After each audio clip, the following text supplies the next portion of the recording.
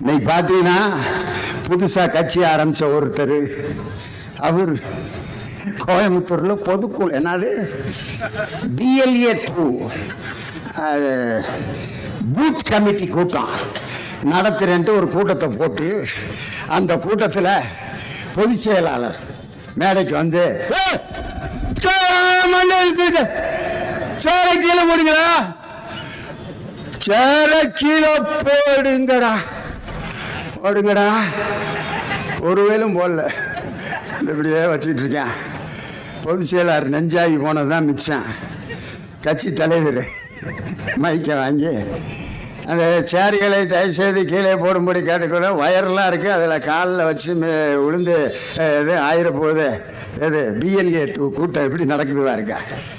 கொள்கை பரப்பு செயலாளர் ஒருத்தர் வந்து, நான் சொல்வதை எல்லோரும் திருப்பி சொல்லுங்கள், டிவிக்க டிவிக்க டிவிக்க அப்படின்னா எல்லாரும் டிவிக்க டிவிக்க டிவிக்க டிவிக்க. எனக்கு காதில் டிவிக்க டிவிக்க டிவிக்க அப்படின்னு தான் கேட்டுச்சு. 2026 நீங்க எல்லாம் டிவிக்க தான் போறீங்களே ஒழிய எங்கள் திராவிட முன்னேற்ற இதுல அவரு காம்படிஷன் பிட்வீன் DMK and டிவிக்க அவ்வளவுதான். என்னையாது ஓடி வந்து திடீர்னு முதலமைச்சர் நாற்காலியில் உட்காரணும்னா ஒரு சைக்கிள் பழகிறது கூட எவ்வளோ கஷ்டப்பட்டு பழகணும். முதல்ல ஏறி உட்காந்து குரங்கு பெடல்னு ஒன்று போடணும், சேவல் கவட்டையில் விட்டு குரங்கு பெடல் போனேன். அப்புறம் முக்கா பெடல் அந்த கம்பிக்கு மேலே ஏறி ஓட்டினேன். பின்னால் ஒருத்தன் பிடிச்சிக்கிட்டே, டே பிடிச்சிக்கடா பிடிச்சிக்கடா விட்டாடா பிடிச்சிக்கடா, டே பிடிச்சிக்கிறேன்டா ஓட்டுறா, டே பிடிச்சிக்கிறா விட்டுறாடா, டே பிடிச்சிக்கிறேன்டா ஓட்டுறா. அவன் நல்லா ஓட்டுறதை பார்த்துட்டு இவன் விட்டுட்டான். சரி ஓட்டுறான்டா, அவன் ஓட்டிக்கிட்டே போயிட்டு இருந்தேன். ஆஹா சூப்பராக ஓட்டுறோம்டா அப்படின்ட்டு திடீர்னு பின்னால் பார்க்கணும், அவனை காணான். ஐயோ சாக்கடையில் விழுந்து கிடந்தான். பின்னால் பிடிச்சிக்கிட்டு இருக்கிறது இல்லைன்னு தெரிஞ்சோன்னே சாக்கடையில் விழுந்தான். ஒரு சைக்கிள் பழகிறதுக்கே முதல்ல பெடலில் ஏறி நிற்கிறதுக்கு ப்ராக்டிஸ் பண்ணணும் ஒரு வாரம். குரங்கு பெடல்ல 25 நாள் பிராக்டிஸ் பண்ணணும். முக்கா பெடல்ல கிட்டத்தட்ட 2 மாசம் பிராக்டிஸ் பண்ணணும். சீட்ல உட்காந்து ஓட்டி எத்தனை இடத்துல உளுந்து காயம்பட்டு முகரையில உடப்பட்டு சைக்கிள் செயின் அந்து பஞ்சர் ஆகி பல கஷ்டங்களை அனுபவிச்சு தான் ஒரு சைக்கிளே ஓட்ட முடியலையா தம்பி. ஒரு கட்சியினுடைய தலைவரா ஒரு வருஷத்துல வந்தோன்னு நீங்க முதலமைச்சர் ஆகணும்னு கனவு கூட காணாதீர்கள். அந்த கட்சி கூட இன்னைக்கு ஐயா கூட்டணி பேச்சுவார்த்தை நடத்த போறாராம். யாரு? மேப்படி எடப்பாடி பழனிசாமி. கேவலம் அல்ல. இங்க பாத்தீங்கன்னா இஸ்லாமியர் சகோதரர்கள் உட்கார்ந்துருக்காங்க, இந்து சகோதரர்கள் விபூதி அடிச்சுட்டு குங்குமம் போட்டு உட்கார்ந்துருக்காங்க, சிலுவை போட்டு கிறிஸ்தவர்கள் உட்கார்ந்துருக்காங்க.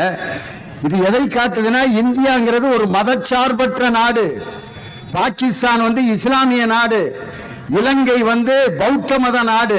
ஒவ்வொரு நாட்டுக்கும் ரிலிஜியன், அபிஷியல் ரிலிஜியன் அப்படின்னு இருக்கு, அரசாங்க மதம். பாகிஸ்தானுக்கு அரசாங்க மதம் வந்து இஸ்லாம். ஆனால் அப்படி தனியாக முகமது அலி ஜின்னா அவர்கள் பாகிஸ்தானை இஸ்லாமியர்களுக்கென்று பிரிக்கும் பொழுது நமது இந்தியாவில் இருந்த இஸ்லாமியர்கள் சொன்னார்கள், எங்களுக்கென்று அந்த நாட்டுக்கு நாங்கள் போக மாட்டோம், எங்களுக்கு இந்தியா தான் நாடு, இந்த நாட்டில் தான் நாங்கள் இருப்போம் என்று சொல்லி இங்கே இருக்கக்கூடிய அந்த இஸ்லாமியர்களை பாதுகாப்பதற்காகத்தான் அண்ணல் அம்பேத்கர் சிறுபான்மையினர் பாதுகாப்பு சட்டம் என்பதை உருவாக்கினார்.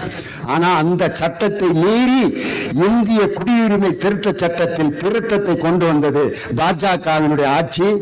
அந்த குடியுரிமை திருத்த சட்டத்தை ஆதரித்தவர் யார் தெரியுமா? மேற்படி எடப்பாடி பழனிசாமி. பாராளுமன்றத்தில் ஆதரித்து வழியே வந்துட்டு என்ன பதில் சொன்னார் தெரியுமா? இது கூட்டணி தர்மத்தை காப்பாற்றுவதற்காக நாங்கள் ஆதரித்தோம். வெட்கமா இல்ல? இப்ப பிஜேபி கூட சேர்ந்திருக்கீங்களே, நாளைக்கு கேட்பாங்க, மும்மொழி கொள்கையை பிஜேபி திணித்தால் என்ன செய்வீர்கள்? கூட்டணி தர்மத்தை காப்பாற்றணுங்கிறதுக்காக தேசிய கல்விக் கொள்கையை இங்கே ஏற்றுக்குவான், மும்மொழி கொள்கையை ஏற்றுக்கிடுவான், ஹிந்தியை திணிக்க அனுமதிப்பான்.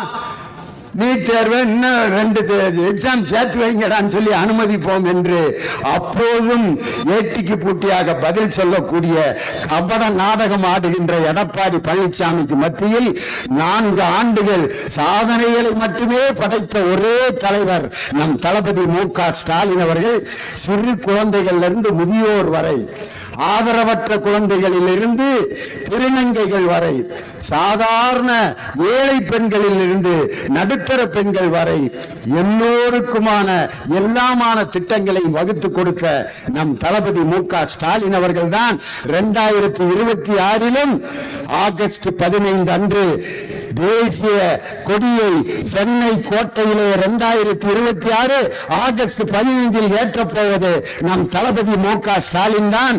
எடப்பாடி பழனிசாமி அவங்க எடப்பாடியில் இருக்க சிலுவம்பாளையத்தில் வீட்டு முன்னால ஒரு கொடிமரத்தை ஊனி அவரு தேசிய கொடியை ஏற்றி அவரா முட்டாய் கொடுத்து சாப்பிட்டுக்கிற வேண்டியதுதான். இல்லாட்டி ஜெயில இருப்பாரு. கைதி நம்பர் 611 பழனிசாமி இப்பொழுது சிறைச்சாலையில் கொடியேற்றுவார்னு சேலம் ஜெயில வேணா எடப்பாடி கொடியேற்றுவார். ஆனால் சென்னை கோட்டையிலே கொடியேற்ற போவது 7வது முறையாக திராவிட முன்னேற்ற கழகத்தின் ஆட்சியை 2வது முறையாக எங்கள் தளபதி மு.க. ஸ்டாலின் ஆட்சி உருவாக போவது 2026. அதனாலதான் 72ங்கிற பிறந்த நாள்.